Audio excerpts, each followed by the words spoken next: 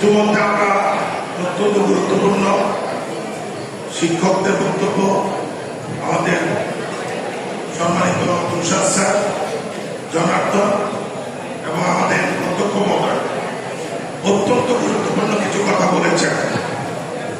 সবাইকে মনোযোগ দিয়ে শোনো। আমি সবাইকে বলবো কোনো কথা না বলে একটু শোনো। আমি তোমাদেরকে বলেছি এর আগে অত্যন্ত সুন্দর একটা গল্পের মাধ্যমে রাজা আমাদের তুষার স্যার একটা তোমাদেরকে গল্প শুনিয়েছেন। আমিও এই গল্প শুনে অভিভূত এবং অত্যন্ত সময় উপযোগী। মনে রাখতে হবে উনি সেই বনবতে বুঝিয়েছেন তোমাদের পরীক্ষার হল, যে পরীক্ষা শুরু হচ্ছে 21 এপ্রিল, আজকে 18 এপ্রিল, মাঝখানে হলে 2 দিন 2 days শেষ হবে প্র্যাকটিক্যাল সহ first week of June. April, May ও জুন, জুনের ফার্স্ট উইক অলমোস্ট। বিশাল একটা পরীক্ষা এবং তোমাদের অবশ্যই কম্পালসারি সাবজেক্ট, এরপর থেকে সায়েন্স স্টুডেন্টদের জন্য ব্যবহারিক প্র্যাকটিক্যাল পরীক্ষা। আমি শুধু যেটা বলবো, একটু এখন কথা বলছে কেউ এই ছাত্রতা গল্প শুনে আমাদের জনার্দন স্যার যেমন আশাবাদী হয়েছেন, আমি আশাবাদী বলছি তোমাদেরকে আলহামদুলিল্লাহ অনেক কনফিডেন্ট দেখা যাচ্ছে, যার পরিপ্রকাশ তোমরা উৎফুল্ল এবং খুব চিয়ারফুল আছো। আমি তোমাদের মধ্যে বলতে চাই,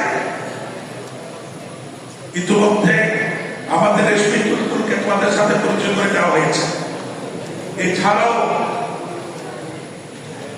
আমরা এবার এই এসএসসি 42তম ব্যাচ তোমাদেরকে নিয়ে আমরা অত্যন্ত আশাবাদী।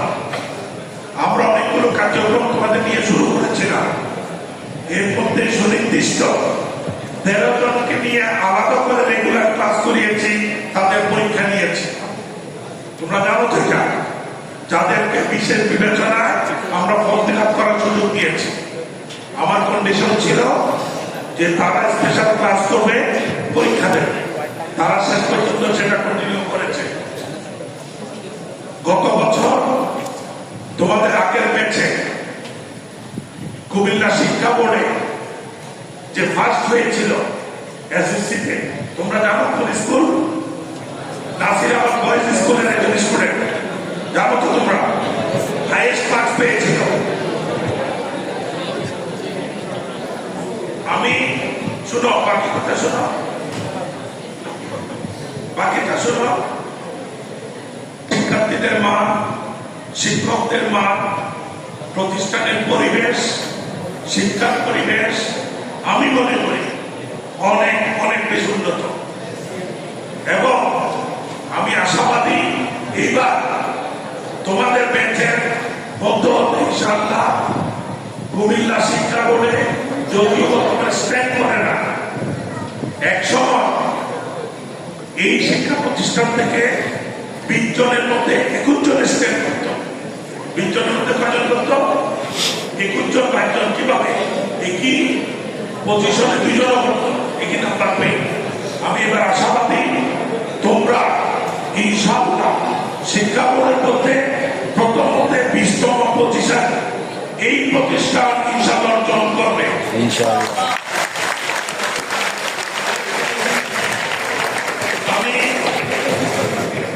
খুব বিভিন্নভাবে পর্যবেক্ষণ করেছি, যদিও একজন হিসাবে বিভিন্ন প্রতিষ্ঠানের দায়ভার আমার উপর ইসমাইলি পরিচালিত।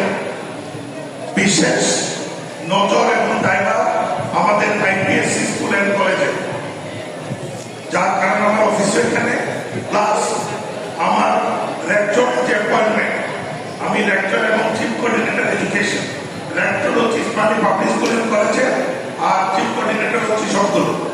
বুঝতে পেরেছ? সুতরাং আমাদের যোগ্য টিম, শিক্ষকদের যোগ্য ব্যবস্থাপনা, আমাদের বর্তমান সময়ে সর্বোচ্চ তোমাদের জন্য সুযোগ সুবিধা সবকিছু দিলে তোমাদেরকে যেভাবে তৈরি করেছি আমি অত্যন্ত আশাবাদী। তোমাদের ফেস থেকে আমি বুঝতে পারছি আলহামদুলিল্লাহ তোমরা অনেক বেশি কনফিডেন্ট।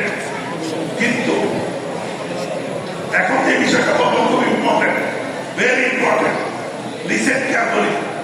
প্রত্যেকজন কান পেতে আমাদের পরীক্ষা শুরু হবে। এটা একটা দীর্ঘমেয়াদী পরীক্ষা, ম্যারাথন। দীর্ঘমেয়াদী ম্যারাথনে যেমন একজন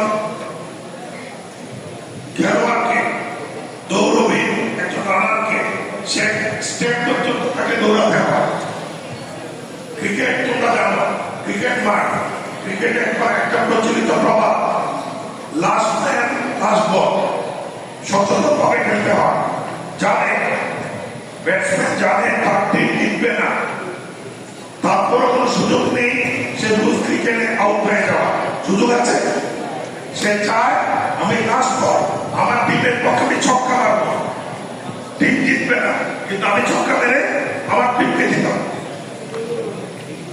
আমি কি তোমাদের কাছে সে আশাবাদ ব্যক্ত করতে পারি? ইনশাআল্লাহ বলো। যার যার ধর্মমত সে সবাইকে আমি অন্যান্য ধর্মাবলম্বী তাদের ইনশাআল্লাহ বলতে পারবো না। তোমরাও সেই দৃঢ়তা সৃষ্টিকর্তার কাছে পোষণ করো।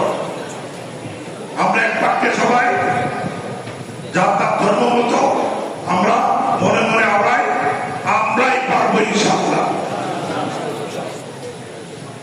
কারণ এই পরীক্ষাতে যেটা আমরা বলি মোমেন্টাম, তোমার গতি, ধারাবাহিকতা ধরে রাখা অত্যন্ত গুরুত্বপূর্ণ। প্রথম পরীক্ষা দিলা, তোমার হয়তো কাঙ্ক্ষিত হয়নি। আল্লাহ না করো তুমি 100 খুবই ভালোভাবে আনসার করার প্ল্যান ছিল, তোমার প্রিপারেশন ভালো ছিল, কোনো কারণে কনফিউজ যেমন 95 ভালো হয়েছে 5 হয়নি, চিন্তা করার কোনো কারণ নেই। কারণ তোমাকে ধারাবাহিকতা ধরে রাখতে হবে। তোমার ইনশাআল্লাহ দরকার নেই, কালকে যেটা হবে অথবা পরশু যেটা হবে সেটা নিয়ে চিন্তা করবো। পয়সা রেখে দিবা, কোন ধরনের দুশ্চিন্তা করার দরকার নেই আমার সব চলে গেল না। কোন একটা পরীক্ষা খারাপ হতেই পারে, আল্লাহ না করো, আমি খারাপ করবো না, তোমার কাঙ্ক্ষিত নাও হতে পারে, ইনশাআল্লাহ সামনেটা ভালো হবে।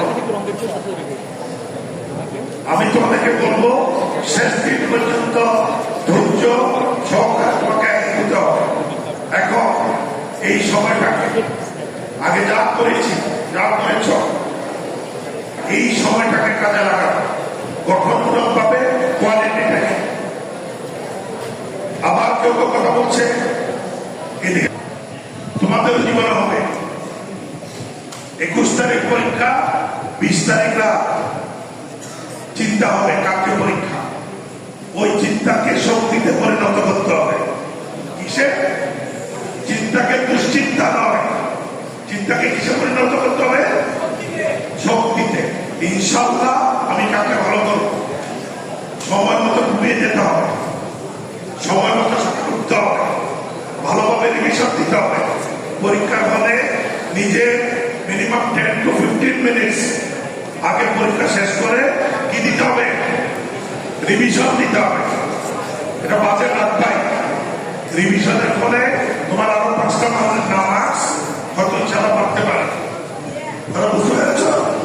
আমি আমার কথা দীর্ঘায়িত করবো না, যে তোমাদেরকে বলবো এই সময়টাতে খাবার দাবার, কারণ যে সময় তোমাদের পরীক্ষাটা হচ্ছে ওয়েদার চেঞ্জ হচ্ছে, তোমার অনেকে জ্বরজারি হচ্ছে, ইনফ্লুয়েঞ্জা হচ্ছে, ভাইরাল ফ্লু হচ্ছে, হামবে বাইরে ঘোরাঘুরি করা যাবে না।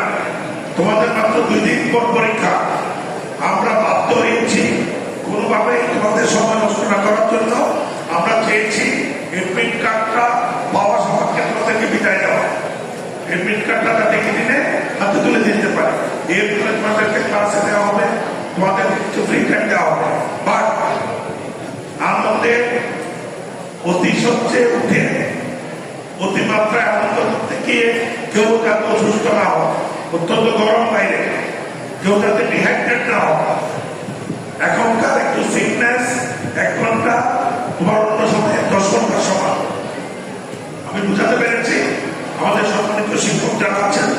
এই দিকটা আমরা খেয়াল রাখবো এবং যত দ্রুত সম্ভব আমরা ক্যাম্পাস ত্যাগ করে এরপরে ইনশাআল্লাহ তারা তাদেরকে